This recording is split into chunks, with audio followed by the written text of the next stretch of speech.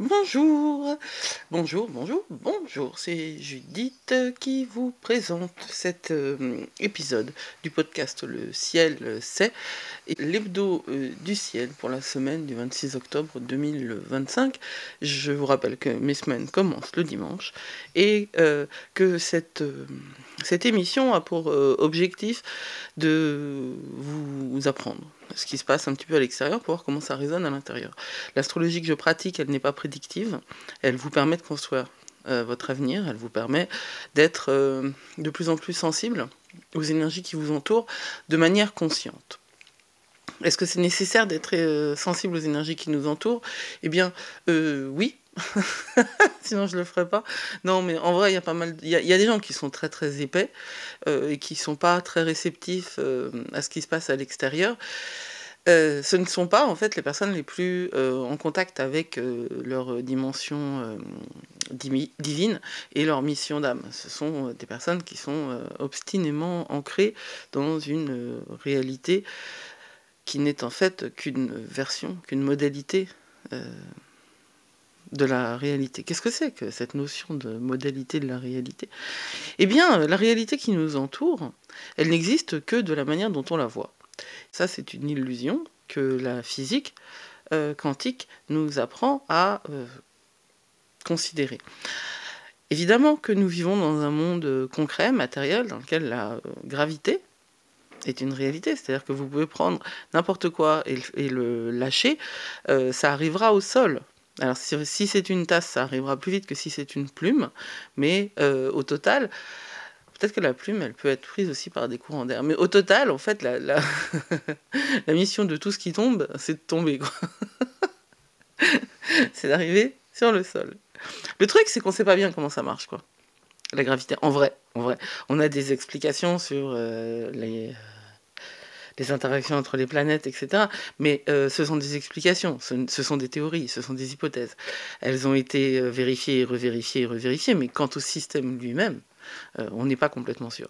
On ne sait pas réellement. Alors moi, je pense qu'on n'a pas besoin d'être physicien pour utiliser la gravité, de la même manière qu'on n'a pas besoin d'être physicien non plus pour comprendre que les lois de la thermodynamique, les lois de la physique newtonienne ne sont pas les seules qui expliquent le monde. Ce sont celles qui ont été choisies parce qu'elles sont réconfortantes quelque part. Elles rassurent. Mais ce ne sont pas les seuls. Le monde est bien d'autres choses. Carl Jung, qui est mon maître à penser, mon premier maître à penser, puisque je viens d'une famille freudienne. Donc c'est logique que mon maître à penser il soit pas freudien du tout. Carl Jung, lui, considérait que il y avait bien des mystères dans l'univers, que notre mission c'était d'être nous-mêmes, et que notre âme existait, et que notre inconscient il était à la fois individuel et à la fois collectif. C'est-à-dire qu'on partageait quelque chose qui était de l'ordre de l'intangible. Et ce qui compte, c'est qu'il y a une immanence. Ce qui compte, c'est qu'on n'est pas tout seul. Ce qui compte, c'est ce que Shakespeare faisait dire. Il y a bien plus sur la terre et dans le ciel que dans dessous de ta philosophie, Horatio. Qu'est-ce que ça veut dire ? Ça ne dénigre pas la philosophie, ça veut juste dire que la philosophie représente une partie de ce qui existe et que nous n'avons accès qu'à cette partie-là. Alors, c'est une introduction sacrément longue cette fois, mais moi, c'est des sujets qui me tiennent à cœur et je pense que c'est bien de poser le contexte. Donc, les énergies que je propose, là, l'astrologie que je propose, je pense que l'avenir, il est dans la grâce et l'humilité. Voilà. Et cette semaine, c'est la semaine du 26 octobre, c'est une semaine qui est très très particulière. Et si je vous parle de tout ça, c'est parce que c'est dans la thématique de la semaine. Donc moi j'ai créé Astrologie et compagnie et le Cozy Cosmic Circle pour vous accompagner dans cette démarche-là, sur ce chemin de reconnexion à vous-même et de cette immense capacité que nous avons tous à créer la vie qu'on veut, à la fois avec nos petites mains et avec notre énergie. Cette semaine, elle est entre vision et ancrage, et j'ai vraiment envie de mettre des mots là-dessus. Je l'appelle la danse des possibles. C'est quelque chose qui pour moi est vraiment très très important. D'abord, c'est d'ouvrir votre âme et votre esprit à tout ce qui est possible. C'est possible. Et si c'était facile, c'est facile, en vrai. Le concept de lutte, le concept de trauma, ce sont des choses qu'on se raconte, qui existent. La douleur existe, oui, clairement. Le combat il existe. Le combat, c'est la friction. C'est que ça peut pas être tout le temps super joli et super cool, parce que si on n'était que dans le plaisir, on ne le verrait même plus. C'est ainsi que le cerveau humain fonctionne. Il a besoin de contraste, il a besoin de difficultés pour réaliser la grandeur de la beauté du plaisir. Or, le cerveau étant un organe prédictif, quand il est dans la douleur, il va rejeter de la douleur partout, et puis en plus, c'est comme ça qu'il a survécu. Mais nous fonctionnons sur des principes de survie, notre cerveau fonctionne encore sur des principes de survie qui ne sont plus du tout réels maintenant, qui ne sont plus du tout ancrés dans une réalité objective maintenant. Par contre, ce que le marketing, ce que la société de consommation, parce qu'on vit dans une société de consommation, de l'attention maintenant principalement, mais dans une société de consommation, on vivait avant, enfin, dans une société de production. On était dans une société de production où notre vie était liée à ce qu'on était capable de faire. La société de consommation, c'est une société dans laquelle vous travaillez énormément, mais pour consommer. Vous ne travaillez pas pour abattre les arbres qui vont vous chauffer, ni faire pousser le blé qui va vous nourrir. Vous travaillez pour avoir de l'argent, du numéraire, pour acheter le pain qui a été fait par quelqu'un, qui a acheté lui-même la farine à quelqu'un qui l'a fait pousser, etc., etc. Ça s'appelle une société de consommation. Le cerveau, il n'a pas encore complètement intégré ces transformations-là. Donc il fonctionne encore avec les biais de la société de production, et tout ce qui a fonctionné, non, tout ce qui a été créé dans cette société de consommation pour vous faire consommer plus, elle a été créée avec vos biais de votre cerveau ancien. Donc la peur, c'est la peur. C'est la peur qui vous nourrit tout le temps.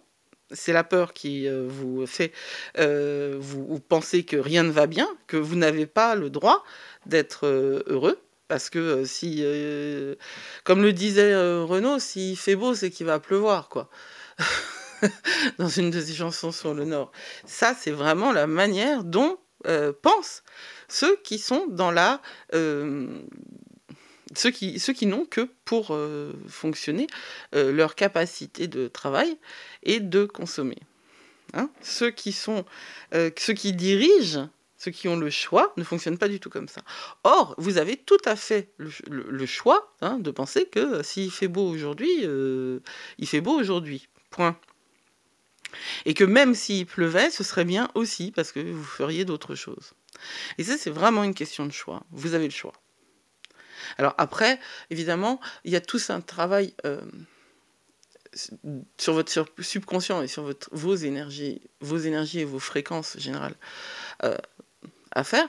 Et ce travail, il se fait aussi en étant en lien avec l'astrologie et avec les énergies qui nous entourent. Parce que au plus vous êtes sensible aux événements, aux fréquences, aux vibrations extérieures, au plus vous êtes sensible à celles qui sont à l'intérieur de vous, parce que as above, so below, en haut comme en bas, as within, so without, à l'intérieur comme à l'extérieur, ça fait partie des lois hermétiques, qui sont en fait des lois de grande sagesse, qui ont été retrouvées après par un certain nombre d'auteurs spirituels. Mais c'est de la sagesse antique, en fait. C'est celle qui a entièrement construit tous nos systèmes de croyances. Et moi, j'insiste sur le fait que nous vivons dans un monde qui est entièrement construit.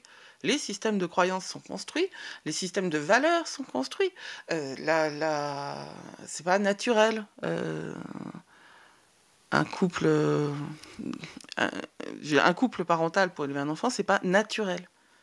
C'est notre société. Je dis pas que c'est mal, je dis juste que c'est pas naturel.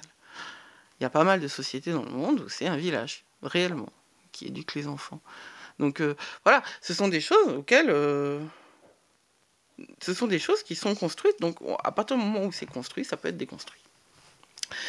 On est dans une période où les possibles donc, existent, vraiment, hein, depuis que Pluton est entré en Verseau, c'est la danse des possibles. Moi j'aime bien cette notion de danse des possibles, parce que quand on danse, on s'agite déjà, donc ça veut dire qu'on bouge les énergies, et puis en plus on se rapproche, on se recule, ouais, on s'éloigne, voilà, on se rapproche, on s'éloigne, donc on est dans dans quelque chose qui n'a pas cette linéarité que l'on prête au monde. Parce que le capitalisme libéral, qui nous pousse donc dans cette voie de consommation, a besoin de nous faire croire que les choses sont linéaires. Or, elles ne le sont pas du tout. Ni notre psychologie, ni notre énergie, ni comment on fonctionne. C'est pas linéaire, on est cyclique. Point. Donc de toute façon, si ça devait être un truc, ce serait circulaire, et encore, c'est même plutôt spirale. Mais ça, c'est une autre histoire. Cette fin d'octobre-là, elle a vraiment une saveur étrange, pour moi, suspendue dans un sens. Alors, je sais pas ce que vous avez vécu, mais ces derniers jours, moi, j'ai été plutôt dans une espèce d'accalmie intérieure, une sorte de respiration, après plusieurs semaines de tension importante. Mais pourtant, sous cette surface plus calme, en fait, les choses bougent en profondeur. Mercure va passer en Sagittaire au milieu de la semaine. Donc en fait, on va avoir un petit peu moins d'énergie intense en Scorpion. Mais quand même, le Soleil est en Scorpion et il est actif. Mercure est en Scorpion jusqu'au 29. Et Mercure va s'opposer à Uranus mardi, à partir de mardi, mercredi, jeudi. Il va être trigone à Neptune mardi, mercredi, jeudi aussi. Et il va être trigone à Jupiter en Cancer en début de semaine. Donc en fait, l'énergie du Scorpion va gentiment colorer cette semaine. Cette énergie du Scorpion, c'est une énergie de grande puissance transformative. Et c'est pour ça que on va jouer cette danse entre les possibles, parce qu'on va à la fois avoir la force de la catharsis et à la fois la puissance et la grandeur. La puissance, pour moi, c'est plus Scorpion, mais la grandeur, c'est Sagittaire. La grandeur de la vision et de la possibilité de la transformation. Puisque le Sagittaire, c'est le signe qui suit donc le Scorpion. Donc on est passé par l'ordalie, on est passé par le feu, on est passé par la catharsis, et on va entrer dans le monde initiatique par la philosophie aussi. Le Sagittaire nous offre un sens et une perspective importante. C'est le signe qui voit de haut et qui voit loin. Cette transition, parce que justement la Lune aussi va quitter le Scorpion, cette transition, ça nous fait une partition dans laquelle le courage, la clarté et les alignements vont être subtils, et il va falloir faire attention, il va falloir les écouter. La Lune, elle est donc en Capricorne, jusqu'au 29, et donc après en Verseau. Donc cette semaine, notre Lune, elle est à la fois en Capricorne et en Verseau. Donc le premier quartier est en Verseau, c'est un premier quartier qui a lieu donc au degré 6 du Verseau, et qui va inviter la rébellion, l'innovation, et tout ce qui va nous permettre de bouleverser les choses. Donc ce premier quartier qui était qui est une énergie de construction, hein, une énergie d'alignement avec soi-même. C'est dans l'énergie du Verseau, elle va nous permettre de penser grand, et c'est le moment où Mercure entre en Sagittaire aussi.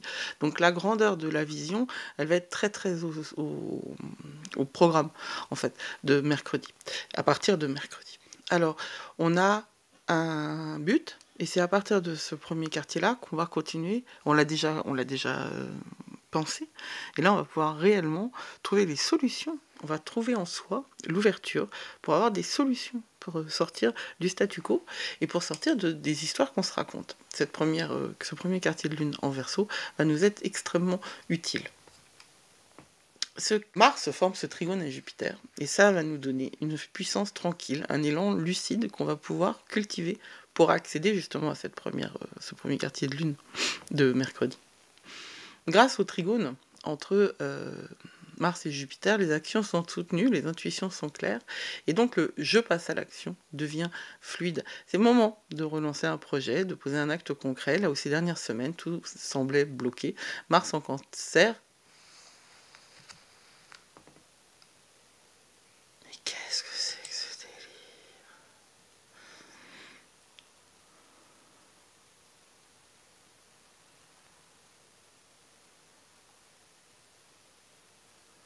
Mars en Scorpion et Jupiter en Cancer sont là pour nous donner la volonté de transformer le mouvement en un travail ancré. Mars en Scorpion, il y a de la profondeur. On est dans un feu, parce que le Scorpion c'est un signe d'eau, mais il était dirigé anciennement par Mars avant qu'on découvre Pluton.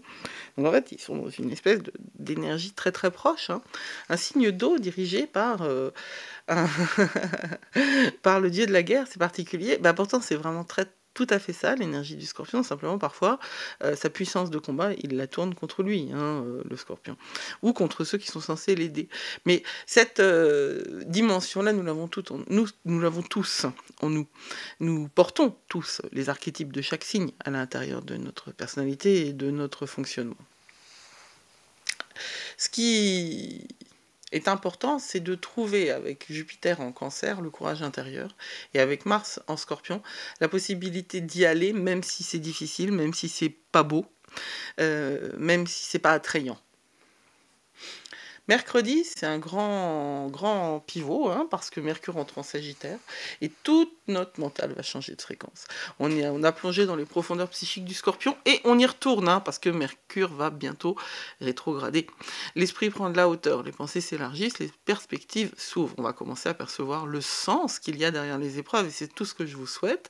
Le sens, non pas en termes de... Moi, j'ai pas envie de voir le sens en termes d'explication, genre je me suis mal comporté là, donc c'est une punition. Non, c'est la direction en fait. Les épreuves, si vous les voyez, non pas comme des éléments qui vous arrivent pour vous casser, mais comme des éléments qui vous arrivent pour vous faire avancer, cette rencontre qui a été pourrie et qui vous a mis à genoux, eh bien, c'est celle dont vous aviez besoin pour vous ébrouer et pour sortir de la répétition et de la programmation. Et c'est pas agréable, non, mais c'est essentiel. Et ce que vous avez passé quand Mercure était en Scorpion, vous allez maintenant lui donner un cadre plus large avec le Sagittaire. Ça va avoir un sens. Faut lever la tête du guidon aussi, hein, clairement. Alors, Mercure va rétrograder en Sagittaire, il va rétrograder en Scorpion. Tout ce que vous faites maintenant, hein, c'est ça aussi la puissance de la préombre. On va en parler d'ailleurs dans le premier coaching, le deuxième coaching de groupe du 1er novembre, de l'importance de la période de l'ombre, de la préombre. Dans la rétrogradation de Mercure, c'est quelque chose dont on ne parle pas assez. Et c'est ça avec les cycles lunaires, c'est ça qui nous aide vraiment à avoir une approche tout à fait particulière dans Flow and Focus. Le prix de lancement, c'est fini. Maintenant, on n'est plus au premier prix de bêta-test, mais il y a encore 1 ou 2 places. Donc vous pouvez aller cliquer sur le lien en dessous et vous allez comprendre grâce à Flow and Focus, à anticiper Mercure rétrograde, et là aussi, à arrêter, enfin vraiment, moi, mon job, c'est de sortir de l'obligation de drama, quoi. On peut faire tous les dramas qu'on veut, si on n'est pas dupe de soi-même, c'est très bien.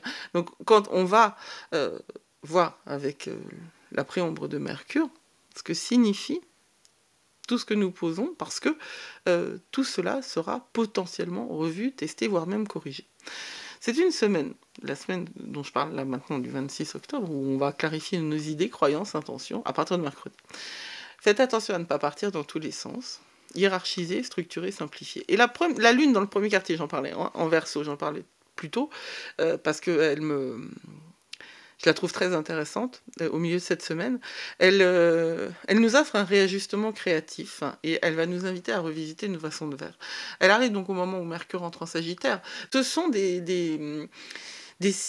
énergies, celles du Verseau, celles du Sagittaire, ce sont des énergies qui vont vers l'extérieur, alors que le Scorpion, c'est une énergie qui va vers l'intérieur. Donc quand il y a une espèce de synergie là, d'action conjointe de ce Mercure en Sagittaire avec le quartier en Verseau, qui va nous permettre de sortir de nos interrogations et d'aller vers l'extérieur. Donc notre danse des possibles, elle va être activée là, vers la réalisation, et non pas uniquement vers l'observation de nous-mêmes et de nos blessures.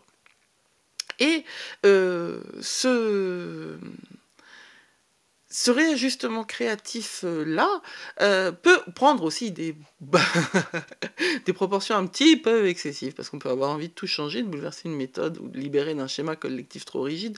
Alors faites attention, hein, il faut toujours garder en tête là où vous allez. Ne cassez pas tout. La liberté sans discipline est une fuite. Et je pense que vous le savez déjà. Au même moment, Mercure est trigone à Neptune et ouvre les les portes de l'intuition. Ce Mercure-là, il est à la limite entre le Scorpion et le Sagittaire. Donc on va profiter à la fois de la puissance de l'introspection du Sagittaire et aussi de la grandeur de la vision de la puissance de l'introspection du Scorpion, et aussi la grandeur de la vision du Sagittaire. On va prêter attention aux rêves, aux synchronicités, aux sensations subtiles, parce qu'elles seront amplifiées. Et ce n'est pas une fantaisie. Et quand bien même ce serait une fantaisie d'ailleurs, je veux dire quand bien même vous la qualifierez de fantaisie, vous pourriez y trouver beaucoup d'informations, des signaux sur ce qui est en train d'émerger. Vous pouvez sentir, et d'ailleurs nous sentons ce que le mental ne peut pas encore formuler. Et c'est pour ça que nous voyons ce que nous croyons. C'est parce que ce qui dirige le mental, c'est la sensation. Et ça va complètement à l'encontre de la vision mécaniste de l'homme dont nous avons hérité elle a été construite par les Lumières, et on a bien eu besoin des Lumières, mais il faut qu'on se dégage de ce qui n'est plus opérant, tout simplement. Donc, on sent ce que le mental ne peut pas encore formuler. Voilà. Ensuite, Mars est trigone à Saturne, et ça va stabiliser tout ça. C'est une très très belle énergie. C'est une énergie donc qui nous permet de construire du solide. L'intuition, elle trouve sa forme, la vision, elle trouve ses fondations. Et ce genre de combinaison-là va soutenir le vrai travail intérieur que nous faisons dans Flow and Focus. On ne reste pas dans le rêve, on fait descendre l'inspiration dans la matière, on crée des résultats concrets à partir d'un alignement intérieur. C'est tout l'objectif de mon travail. Alors, la fin de la semaine, elle nous rappelle une vérité importante, avec l'opposition entre Mercure et Uranus et le carré entre Vénus et Jupiter. C'est chaud. C'est chaud parce que c'est de la friction, parce que c'est pas drôle, parce que voilà, il y a des tensions. Elles viennent d'où les tensions? Vénus carré Jupiter, on veut trop vite. On s'emballe, on se disperse.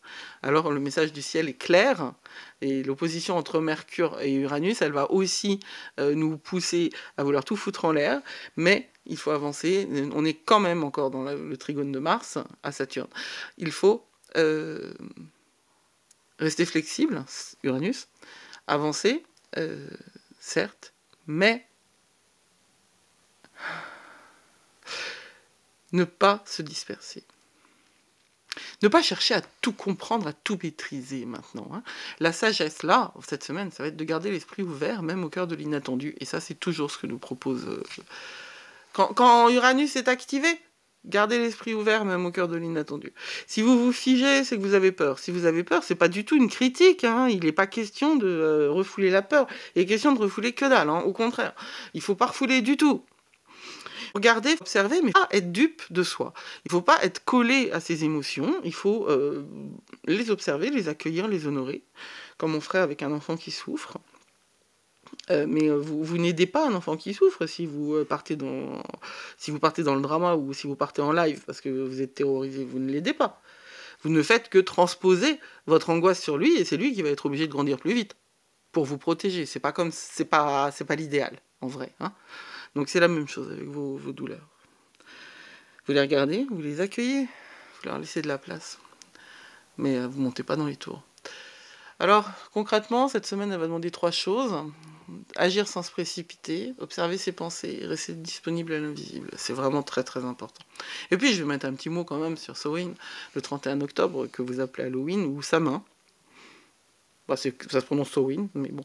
C'est la fête des ancêtres, hein, c'est le passage entre les mondes. Et c'est vraiment un temps...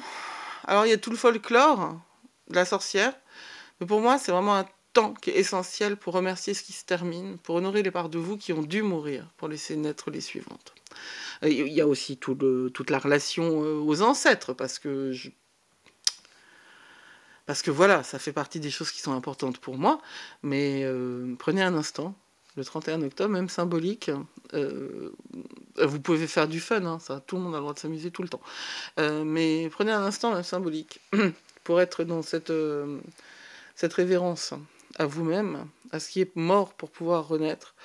Allumez une bougie, écrivez une lettre de gratitude à votre passé, voilà, le genre de choses qui sont simples, puis brûlez en conscience. Faut brûler parce que Samhain, c'est vraiment dans l'énergie du scorpion, et que le scorpion, signe d'eau, ouais, mais c'est de l'eau qui brûle. Ce simple geste-là, si vous le faites au bon moment, et si vous le faites avec la bonne intention, il vous reconnecte à la grande roue de la vie, celle qui ne s'arrête jamais et se transforme sans cesse. L'expansion véritable ne vient pas de ce que vous ajoutez, mais de ce que vous simplifiez. Et je pense que vous le savez, il faut aller au cœur, il faut aller dans l'âme, il faut aller l'âme, hein, donc le cœur de quelque chose. Laissez venir ce qui veut naître, faites confiance au processus, et souvenez-vous, la clarté se construit dans le mouvement, pas dans l'attente. J'espère que... Et n'oubliez pas, grand Dieu, n'oubliez pas. Vous êtes plus fort que vous croyez. Blessed be.